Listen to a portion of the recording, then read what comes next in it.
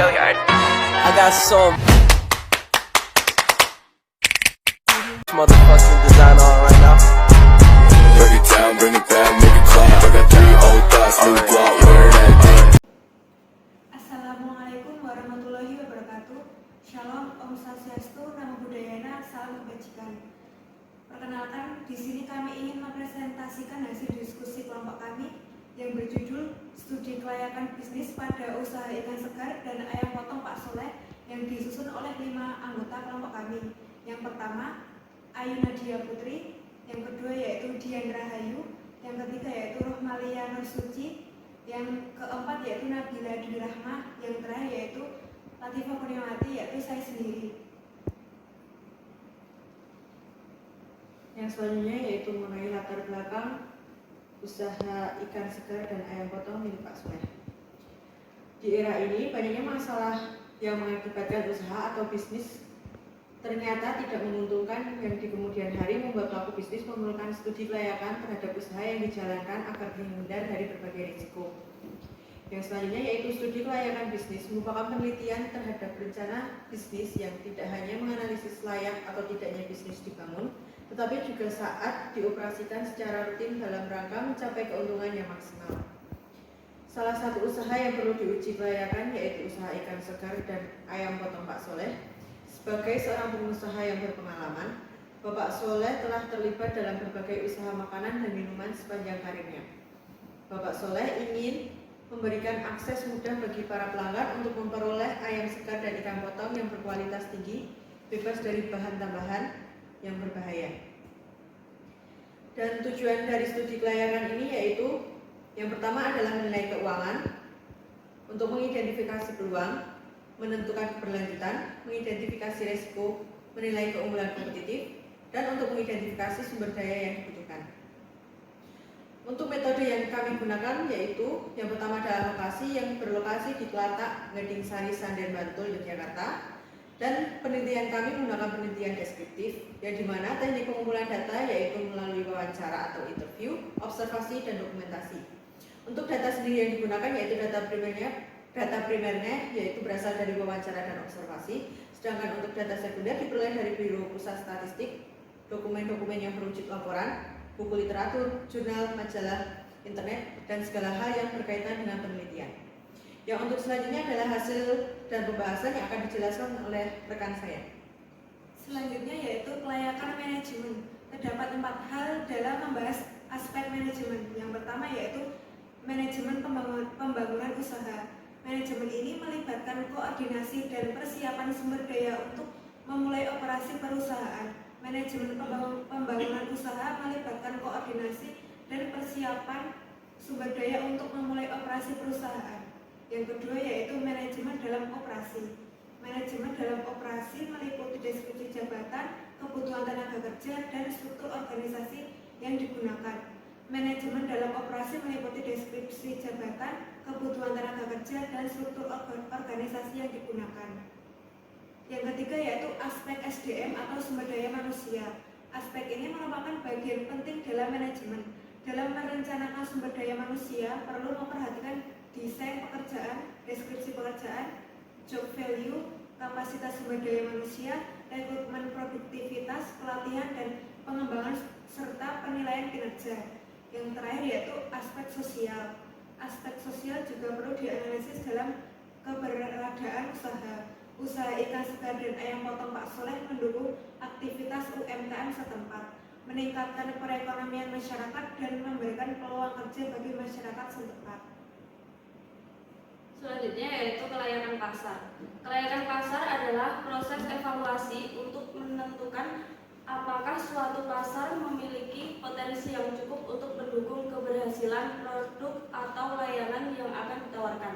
Faktor-faktor yang perlu dipertimbangkan dalam kelayakan pasar pada usaha ikan segar dan ayam potong meliputi permintaan pasar, pelanggan, persaingan, potensi pertumbuhan, dan resiko pasar.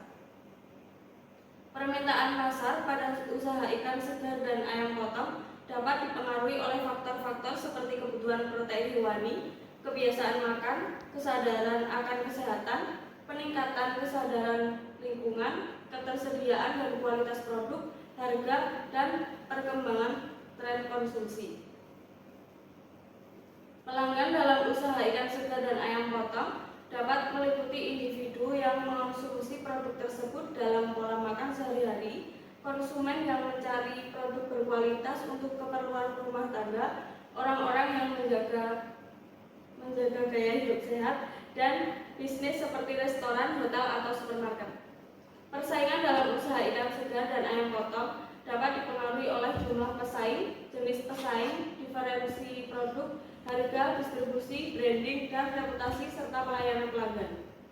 Potensi pertumbuhan dalam usaha ikan segar dan ayam potong dapat muncul dari peningkatan permintaan, kesadaran tentang kesehatan dan keberlanjutan, inovasi produk, ekspansi pasar, perubahan pola makan dan kebiasaan konsumsi, serta dukungan pemerintah.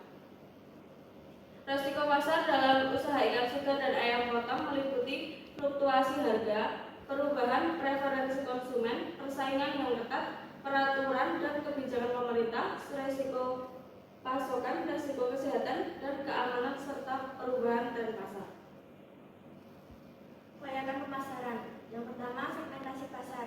Segmentasi pasar dilakukan untuk membagi pasar menjadi beberapa kelompok pembeli yang berbeda berdasarkan karakteristik mereka. Segmentasi pasar usaha ikan segar dan ayam potong Pak Soleh dilakukan berdasarkan geografi, demografi, psikografis, dan perilaku. Segmentasi tersebut membantu dalam mengidentifikasi pengembangan produk baru, merancang program pemasaran yang efektif, dan memperbaiki alokasi sumber daya pemasaran. Yang kedua, pasar sasaran.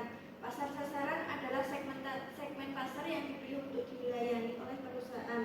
Dalam hal ini, usaha ikan segar dan ayam potong Pak Soleh menggunakan strategi pemasaran terkonsentrasi, concentrate marketing dengan menyasar rumah tangga, warung, restoran, pemasok, dan penjual ikan dan ayam. Posisi pasar. Menentukan posisi pasar adalah menentukan posisi kompetitif produk dalam benak konsumen. Usaha ikan segar dan ayam potong Pak Soleh ingin menyampaikan nilai usahanya sebagai penyedia ikan dan ayam segar, layak konsumsi dan berkualitas, baik untuk memenuhi kebutuhan protein masyarakat. Kemudian yang terakhir, analisis pasar dan peramalan permintaan. Konsumsi ikan, udang, cumi, dan ayam meningkat secara nasional di Kabupaten Bantul. Tingginya permintaan konsumen protein di Banyuwangi memberikan peluang berbisnis investasi yang menarik di sektor pangan.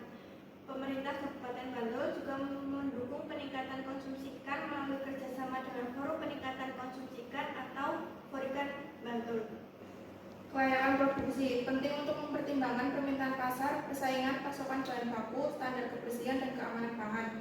Analisis biaya produksi dan strategi pemasaran yang efektif. Dengan memperhatikan faktor-faktor ini, usaha ikan segar dan ayam potong diharapkan dapat berjalan lancar dan mencapai kesuksesan di pasar.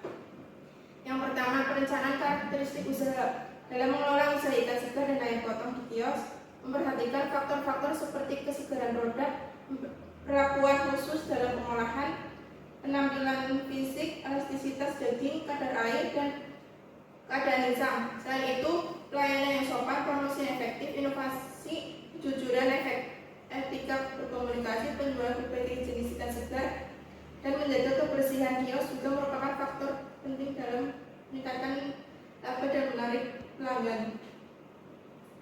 Perencanaan kapasitas produksi. Menentukan target penjualan dan rencana kapasitas produk ikan segar dan ayam potong berdasarkan jumlah penjualan yang diharapkan. Dalam hal ini terdapat proyeksi target penjualan berdasarkan kilogram dan ekor. Perencanaan proses dan fasilitas produksi. Memperhatikan aspek-aspek seperti kerjasama dengan menyuplai, peningkatan peralatan, promosi online, pemeliharaan kualitas produk, analisis rasio, rentabilitas, BEP, manajemen pelaksanaan perencanaan, penambahan tenaga kerja dan organisasi yang jelas. Perencanaan lokasi usaha. Pemilihan lokasi yang strategis seperti daerah yang dekat dengan permukiman masyarakat dan mudah dijangkau oleh konsumen. Memiliki lokasi yang baik dapat meningkatkan visitabilitas usaha dan peluang untuk menarik pelanggan baru. Untuk yang selanjutnya yaitu kelayakan sumber daya manusia. Yang pertama, mengenai pengertian SDM secara mikro dapat dilihat menjadi 3 sudut pandang.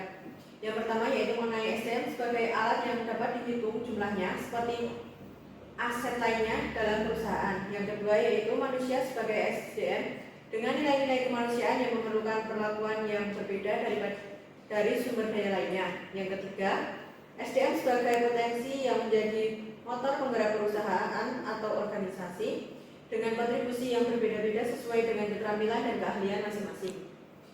Selanjutnya yaitu kebutuhan SDM. Yang pertama yaitu dalam kebutuhan penjualan ikan segar memerlukan pengetahuan tentang jenis ikan, metode penyimpanan, dan penanganan yang higienis. Yang kedua yaitu penjualan ayam potong memerlukan pengetahuan mengenai berat dan kualitas daging, jenis potongan, dan prosedur pengolahan yang benar.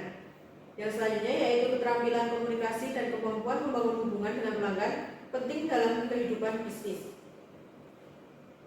Selanjutnya yaitu proses perencanaan sumber daya manusia. Yang pertama yaitu rekrutmen dengan metode internal dan eksternal yang mempertimbangkan pengetahuan produk, keterampilan komunikasi, dan penjualan.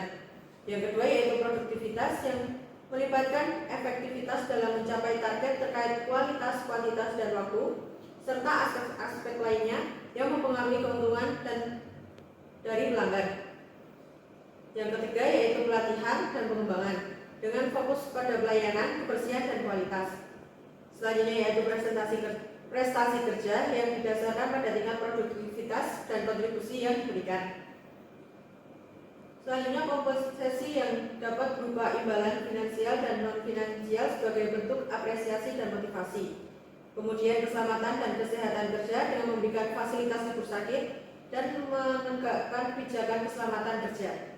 Yang terakhir yaitu pemberhentian yang dapat terjadi atas keinginan dari pemilik bisnis, tenaga kerja atau karyawan, kesehatan karyawan, atau karena karyawan meninggal dunia.